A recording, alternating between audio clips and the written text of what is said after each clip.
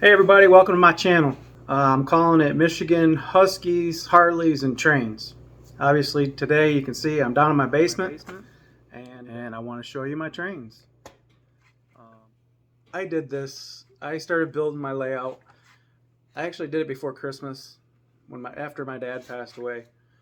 He had trains in his basement and my mom was selling the house. I took all the train stuff down, packed it all up. It's actually for my nephew. He's supposed to get some of the trains. My son's supposed to get some of the trains. I said I'll keep them, set them up so they can see them, whatever, play with them. It kind of turned into this giant monster. It does give me something to do, but it's therapy for me.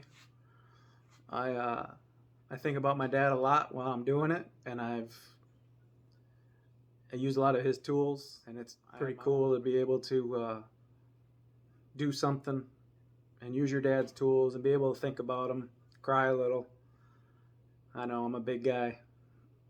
I do cry. You know what? I'll just show you around the layout a little bit, and you guys can tell me what you think. So, originally, I had that sheet of plywood back there with those 3 lines going into this enormous mountain that I hand built. And then I realized when I bought that loco that it really doesn't want to run on 036 curves. So I had to change my ways. But I still left that because I didn't want to tear that all down. And I'm just running this Union Pacific out of a ready-to-run set with a few cars. But that loop goes around and underneath. And I have an upper loop that comes from the mountain also. And then I have another upper loop that's not even close to being, it's got just a little bit. It's not very big. I haven't gotten to where I want it.